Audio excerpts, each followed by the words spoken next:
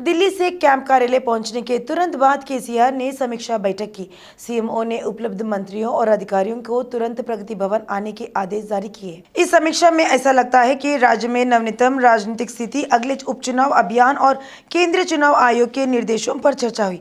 यह भी बताया गया है कि सीएम ने भेड़ वितरण पर केंद्रीय चुनाव आयोग द्वारा लगाए गए प्रतिबंधों के मुद्दे पर चर्चा नहीं की। सीएम केसीआर ने नेताओं को सलाह दी कि वे इस बात की उपेक्षा न करें कि हम अतीत में जीत रहे हैं। पार्टी के जिला प्रभारी रविंद्र राव और कई मंत्रियों और विधायकों के साथ साथ मंत्री जगदीश रेड्डी के साथ एक टेलीकॉन्फ्रेंस आयोजित की गई, जो पहले प्रचार कर रहे थे। इस अवसर पर सुझाव दिया गया है कि लोगों को टीआरएस के प्रति सकारात्मक दृष्टिकोण हो और सरकारी योजनाओं का अधिक से अधिक प्रचार किया जाए। मंत्री केटीआर ने राज्य के पुलिस थानों में शिकायतें प्राप्त करने और उनका समाधान करने के लिए ब्लॉकचेन तकनीकी के इस्तेमाल का सुझाव दिया है। केटीआर ने यह सुझाव इस रिपोर्ट के आधार पर दिया कि फिरोजाबाद शिकायत प्राप्त करने के लिए ब्लॉकचेन तकनीकी का उपयोग करने वाला पहला पुलिस स्टेशन बन गया। मंत्री केटीआर ने गृह मंत्री महमूद अली और डीजीपी महेंद्र रेड्डी को राज्य भर में शिकायतें प्राप्त करने के लिए इस प्रक्रिया को लागू करने की सलाह दी। केटीआर ने कहा कि जवाबदेही सुनिश्चित करने के लिए ब्लॉकचेन टेक्नोलॉजी का इस्तेमाल किया जा सकता है। पीसीसी प्रमुख रेवंत रेड्डी ने कहा कि चुनावी मतपत्र में अन्याय हुआ है। मतपत्र में राष्ट्रीय दलों का प्रथम स्थान होना चाहिए। टीआरएस को राष्ट्रीय दलों के बाद चौथा स्थान दिया जाना चाहिए, लेकिन टीआरएस को दूसरा स्थान कैसे दिया जा सकता है? वर्णानुक्रम के अनुसार टीआरएस के बाद कांग्रेस, भाजपा और बसपा का चुनाव चिन्ह ना चाहिए। उन्होंने मांग की कि चुनाव आयोग मतपत्र में हुई गलतियों को सुधारे। उन्होंने कहा कि चुनाव आयोग सत्ताधारी दलों को नजरअंदाज कर रहा है। रेवंत रेड्डी ने कहा कि चुनाव आयोग का पार्टियों के साथ भेदभाव अच्छा नहीं है। उन्होंने आरोप लगाया कि केंद्रीय चुनाव आयोग और राज्य चुनाव आयोग पहले उपचुनाव कराने में पूरी तरह विफल रहे। मंत्री तलसानी श्रीनिवास यादव ने कहा कि देश में किसी अन्य राज्य की तरह तेलंगाना में मेमनों की वितरण योजना लागू नहीं की जा रही है।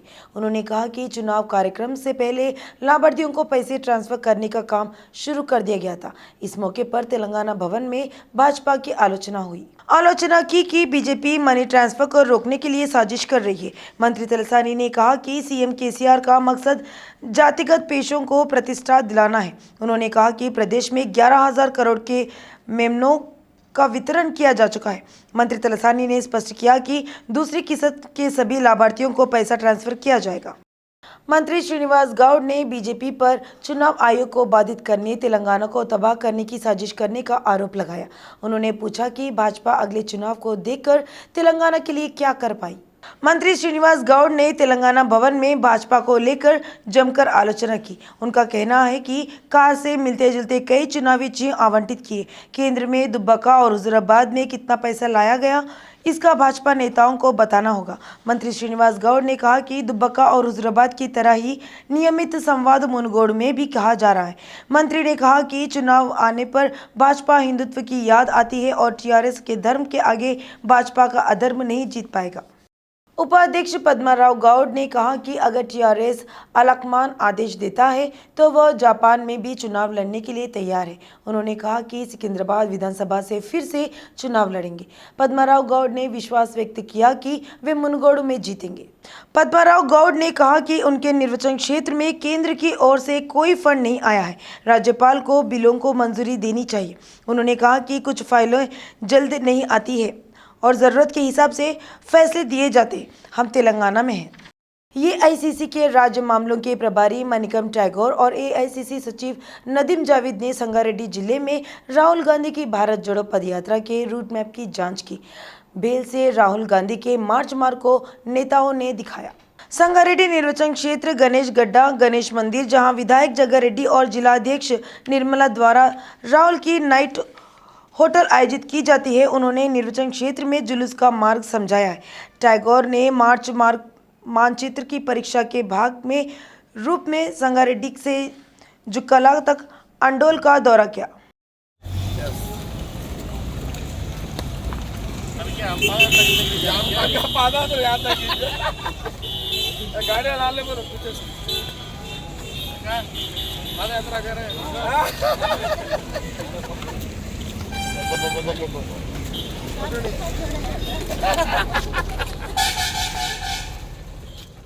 मानवाधिकार आयोग में तेलंगाना के मंत्रियों और विधायकों के खिलाफ मामला दर्ज किया गया है।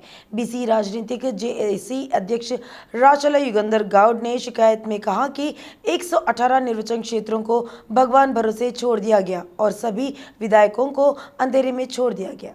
जनता द्वारा दिए जा रहे टैक्स से वेतन पाने वाले जनप्रतिनिधि निर्वाचन क्षेत्र की जनता की समस्याओं पर ध्यान नहीं दे रहे। शिकायत में कहा गया है कि ये नेता जो लोगों के अधिकारियों को लिख रहे हैं वे पद पर बने रहने के लायक नहीं है। उन्होंने राज्य के मंत्रियों के खिलाफ कार्रवाई करने के लिए चुनाव आयोग को निर्देश देने को कहा। राचला युगेंद्र गौड ने खुलासा किया कि वह इसी मामले पर आज राज्यपाल के पास शिकायत दर्ज कराएंगे। बीजेपी नेता संगप्पा ने कहा कि अगर बीजेपी के प्रदेश अध्यक्ष बंडी संजय ने कहीं भी चुनाव आयोग के नियमों का उल्लंघन नहीं किया है। संगप्पा ने कहा कि सीएम केसीआर अभद्र भाषा के लिए केयर ऑफ एड्रेस है। संगप्पा ने चेतावनी दी कि मुनगोड़ चुनाव टीआरएस के ताबूत के लिए पल्ला कील साबित होगा। अस्पताल के डीन डॉक्टर बीरप्पा ने कहा कि निम्स अस्पताल में हाल ही में हृदय, किडनी और लिवर प्रत्यारोपण कराने वाले 3 मरीजों को श्वास हो गए हैं और उन्हें अस्पताल से छुट्टी दी जा रही है। उन्होंने कहा कि आरोग्यश्री में मरीजों से 1 रुपये भी लिए बिना अंग प्रत्यारोपण किया गया। डीन ने कार्यक्रम में भाग लेने वाले डॉक्टरों को बधाई दी। यह पता चला है कि अस्पताल में प्रत्यारोपण प्रत्यारोपणकर्ताओं को आवश्यक दवाएं भी मुफ्त प्रदान की जाती है। निम्स के डीन डॉक्टर बीरप्पा ने कहा कि सरकार जिलों में ब्रेन डेड लोगों के अंगों को एयरलिफ्ट करने के लिए तैयार है। सत्तारूढ़ टीआरएस ने इस्तीफा देने वाले बोनगर के पूर्व सांसद बुर्रा नरसैया गौड भाजपा में शामिल हो गए हैं। बंडी संजय के साथ दिल्ली गए नरसैया गौड ने तेलंगाना भाजपा प्रभारी तरुण चुग और केंद्रीय मंत्री भूपेंद्र यादव की मौजूदगी में भाजपा में शामिल हो गए। केंद्रीय मंत्री किशन रेड्डी और तेलंगाना से सांसद डॉक्टर लक्ष्मण ने इस कार्यक्रम में भाग लिया। ऐसा लगता है कि यह घटनाक्रम पिछले उपचुनाव के निकट मतदान की पृष्ठभूमि में भाजपा के लिए अनुकूल होगा। पार्टी में शामिल होने के बाद बुर्रा नरसैया गौड ने कहा कि उनका मुख्य कर्तव्य लोगों के कल्याण और राज्य के विकास के लिए निष्पक्ष रूप से काम करना है। उन्होंने कहा कि एक सांसद के रूप में अपने 5 साल के कार्यकाल में उन्होंने प्रधानमंत्री मोदी के नेतृत्व में कई विकास कार्यों को बोनगिर लाए थे। बुर्रा ने कहा कि वह सबका साथ, सबका विकास, सबका विश्वास के नारे को अपनी प्रेरणा के रूप में लेकर आगे बढ़ेंगे। हम जानते हैं टेला राजेंद्र जी यहाँ पर बैठे हैं। उपचुनाव वो एक जीत कर आए हैं, एक दूसरा और उपचुनाव होने जा रहा है और मेरा वहाँ मनुगुडू भी जाने का मेरे को अवसर मिला था पिछले हफ्ते ही। मैं पूरे विश्वास के साथ कह रहा हूं कि जो अलोकतांत्रिक तरीका करना है केसीआर सरकार ने कर ले, लेकिन भारतीय जनता पार्टी उस उपचुनाव को भी भारी बहुमत के साथ जीतने जा रही है। और इसलिए तेलंगाना के प्रमुख राजनीतिक दलों से भी जो बड़े राजनीतिक कार्यकर्ता आए हैं, हम उनका स्वागत करते हैं।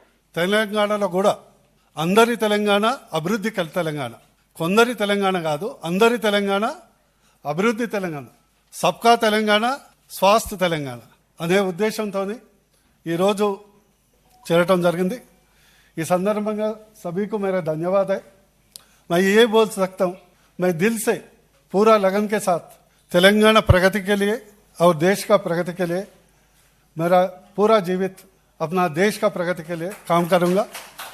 ये मौका मैं रख दिया, सबको बहुत धन्यवाद।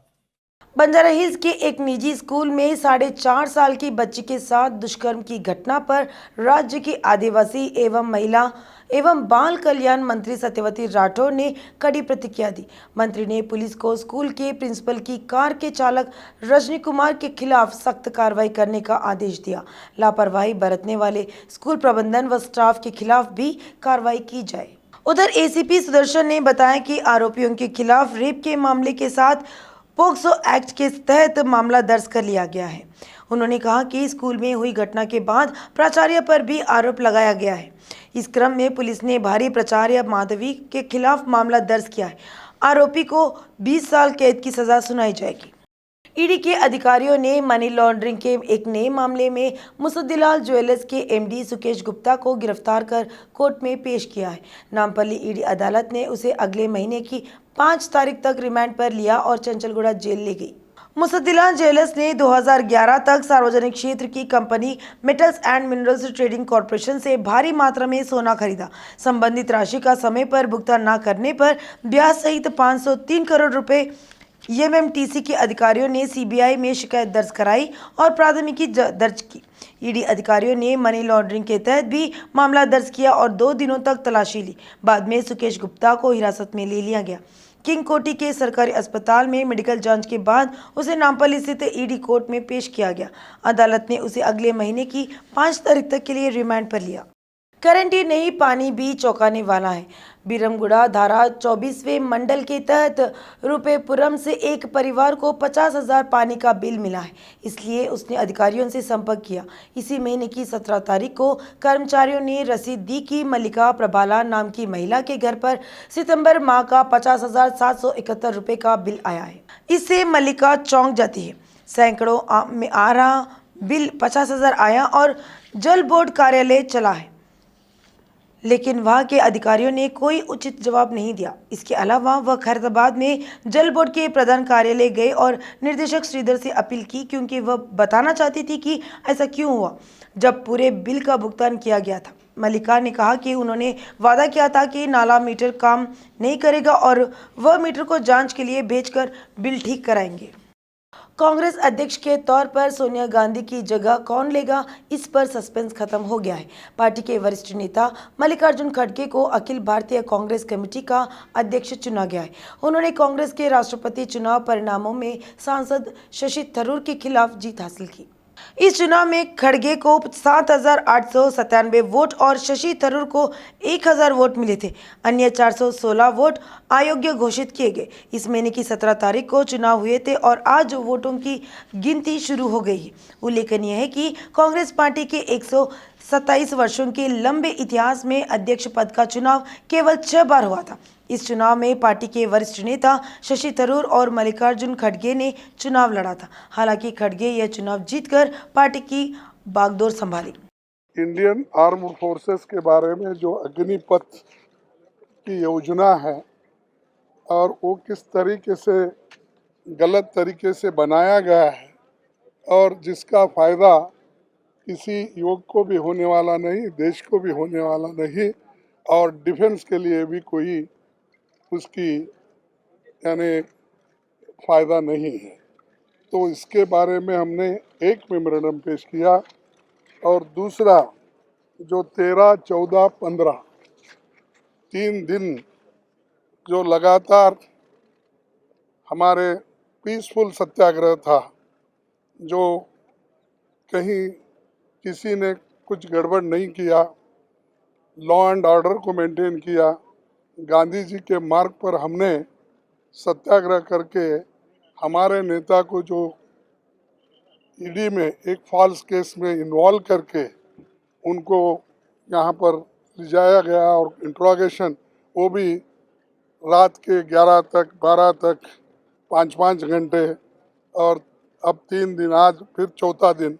ये जो हरासमेंट की नीति चल रही है और कांग्रेस पार्टी को जो कुचलने की नीति चल रही है और हमको डराने की जो वो कोशिश कर रहे हैं, तो उसके खिलाफ हमारे कांग्रेस पार्टी के नेताओं ने आंदोलन, पीसफुल आंदोलन किया, जिसमें हमारे सभी सीनियर लीडर थे और जो हमारे चीफ मिनिस्टर्स भी थे, सीनियर लीडर अशोक गहलोत जी, बघेल साहब और चिदम्बरम साहब थे, आदिर रंजन चौधरी साहब और वेणुगोपाल जी और जयराम रवि, ऐसे सभी नेता लोग थे। मैं अब सबका नाम लेने में वक्त नहीं है, लेकिन कांग्रेस पार्टी के सभी लोग उस सत्याग्रह में शामिल थे, लेकिन उनको सताया गया।